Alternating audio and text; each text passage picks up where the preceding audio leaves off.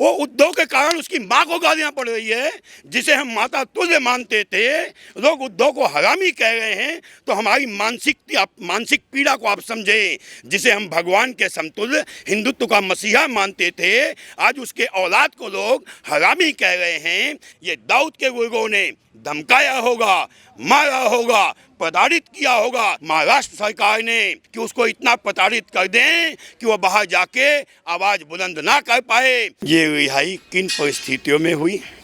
High court ने पूरी कोशिश की 4 दिन लगा के कि इसको दिवाली अंदर मनवा दिया जाए, हमारा मनोबल तोड़ दिया जाए। ये धन्य भाग है सुप्रीम कोर्ट का, आज अर्णव जी हमारे बीच हैं। जनता का यही सवाल था कि जो ये पूरी चीज़ें अर्नब के साथ शुरुआती दौर से की जा रही थी, तो ये षड्यंत्र के तहत की जा रही थी। अब इसमें आप उद्धव सरकार को क्या कहना चाहेंगे? उद्धव सरकार को क्या कहें, वो तो बिका हुआ है। वो उद्धव के कारण उसकी माँ को गालियां पड़ रही है, जिसे हम माता तुल्य मानते थे। लोग उद्धव को हरामी कह रहे हैं, तो हमारी मानसिक पीड़ा को आप समझें। जिसे हम भगवान के समतुल्य हिंदुत्व का मसीहा मानते थे, आज उसके औलाद को लोग हरामी कह रहे हैं। यानी उद्धव जी के कारण हमारे महामना ठाकरे जी को गालियां पड़ रही हैं। ऐसे नालायक औलाद पे मैं सिर्फ थूकता हूँ। लेकिन जैसे लगातार शुरुआत से टारगेट किया गया, उसके पीछे आप क्या रीज़न देखते हैं? क्या इसके पीछे कोई बड़े लोग या कही जाए भारी ताकतें हैं, उनका भी हाथ हो सकता है इन लोगों के साथ? चाइना को पता है कि हम हिंदुस्तान से युद्ध भूमि में लड़ के जीत नहीं सकते, इसलिए उसने गद्दारों को, सोनिया माइनों को इस काम पे लगा दिया कि देश के अंदर ऐसी अराजकता स्थिति पैदा कर दो, किसी भी कारण, चाहे वो अर्णव के कारण हो।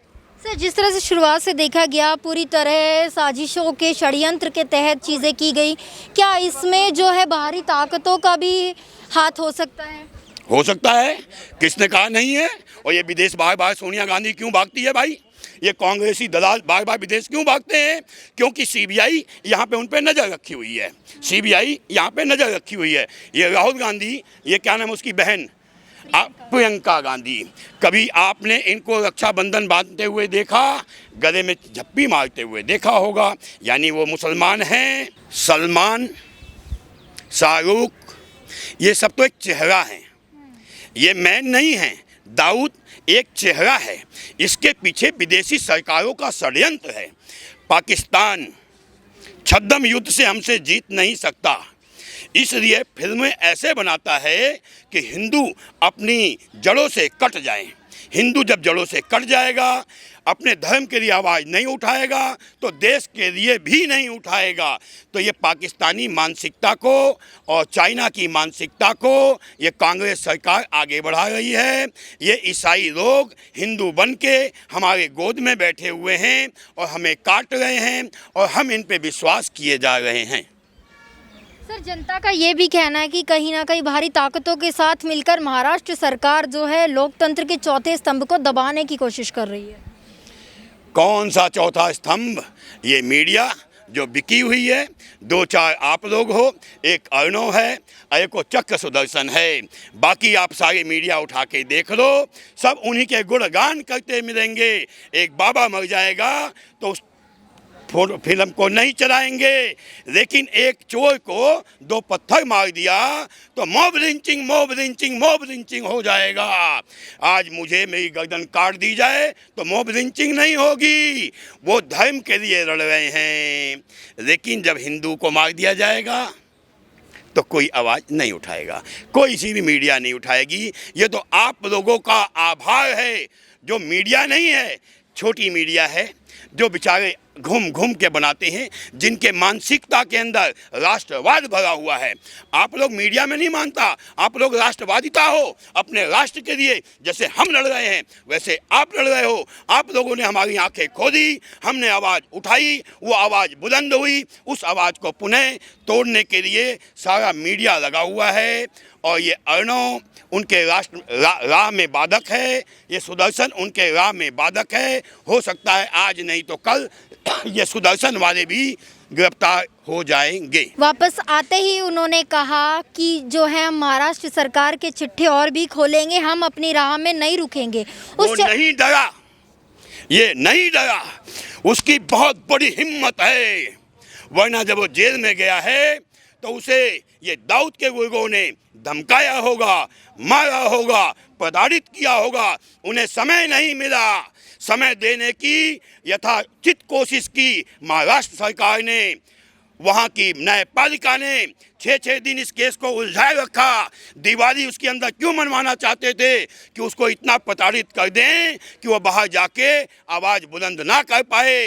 ये तो सुप्रीम कोर्ट का आभार है, मोदी जी का आभार है कि उस आवाज़ को घुटने से पहले बाहर निकाल दिया गया और वो लड़ेगा और हम सब उसके साथ खड़े होंगे। सर, एक आखिरी सवाल करना चाहूँगी आपसे। जिस तरह से अर्नब को ले जाया गया था, क्वारंटीन सेंटर से जेल में ले जाया गया था, तो उसको पूरा ब्लैकआउट करके ले जाया गया था। ऐसा कभी ये भी नहीं देखा गया कि किसी आतंकवादी को इस तरह से ले जाया गया। हंसने की इच्छा होती है। वो अर्नब को थोड़ी ना गिरफ्तार किया बेटा, वो तो गिरफ्तार किया उसकी सोच को।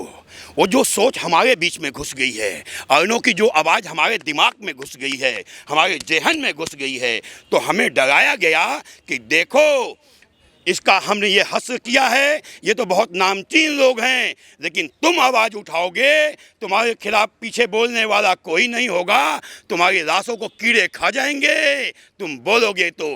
अर्नब छूट गया, हमारी मनोबल बढ़ गया है और हम लड़ेंगे। सर, कुछ तथाकथित लोग चाहते थे कि अर्नब की दिवाली जो है जेल में ही मैंने, अब उसके बाहर आने से कुछ लोग नाखुश हैं।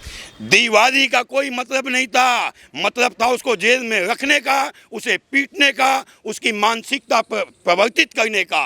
वो ये कर नहीं पाए और आगे जब तक मोदी जी हैं, योगी जी हैं, अमित शाह हैं, ये अपने षड्यंत्र में कभी कामयाब नहीं हो पाएंगे, क्योंकि वो भगवान मोदी दूरदृष्टा हैं। उन्हें पता है भगवान कृष्ण की बहुत सारी विपदा आई, भगवान राम पे भी बहुत सारी विपदा आई, उनके लिए भी फौज की आवश्यकता थी, तो इनके लिए भी फौज की आवश्यकता है। उनके लिए हमारी पूरी फौज, पूरी हिंदू स्वराज्य, पूरी हिंदू देश उनके साथ खड़ा है और लड़ेगा। और हमारे आंखों देखी, हमारे जो बाप का सपना था हिंदू राष्ट्र, क्योंकि गांधी ने इसको इंडिया बना दिया, पाकिस्तान को इस्लामिक देश बनाया, तो इसे हिंदुस्तान क्यों नहीं बनाया, इसे धर्मशाला क्यों बनाया? क्योंकि नेहरू की मानसिकता थी, नेहरू के पास गांधी के कुछ ऐसे लूपोल थे, जिन लूपोलों को दिखा दिखा के उसने गांधी जी को ब्लैकमेल किया और प्रधानमंत्री बन गया। प्रधानमंत्री बनने के बाद वही मानसिकता कि भाई इस्लाम से अंग्रेजों ने राष्ट्र छीना था, हम राजा हैं तो राज हमें मिलना चाहिए, तो षड्यंत्र के तहत एक देश को इस्लामिक राष्ट्र बना दिया, इसे धर्मशाला बना दिया कि आने वाले समय में इसे भी इस्लामिक राष्ट्र बनाना है। कश्मीर में ये अपने षड्यंत्र में पूरा हो चुके थे। ये तो तीसरी नेत्र खुल गई भगवान शिव की। मोदी जी के अमित शाह के रूप में उन्होंने उसे वापस ले दिया और आने वाले समय में ये पाकिस्तान भी हमारा होगा। सर, जिस तरह से देखा गया कि कांग्रेस के समय में एक बार इंदिरा गांधी ने मीडिया पर सेंसरशिप लगाने की कोशिश की थी, तो वहीं आज सोनिया के अलायंस में जो है अब उद्धव सरकार है, तो उन्होंने भी इस तरह से कुछ कोशिश की और इसको जनता ने जो है इमरजेंसी 2 की तरह देखा। इंदिरा गांधी ने जब नसबंदी स्टार्ट की तो हिंदुत्व का आंखें धीमे धीमे खुलने लगा। कई आंदोलन हुए, उन आंदोलनों को दबाने के लिए, उस सोच को दबाने के लिए मीडिया पे तब भी प्रहार किया गया और अब भी प्रहार किया गया। जहां भी कांग्रेसी सरकार होती है वो हिंदुत्व सोच को दबाने के लिए मीडिया पे, पुलिस पे, फौज पे, सरकार पे, इंसान पे, मंदिर पे, सब पे दबाव डालती है।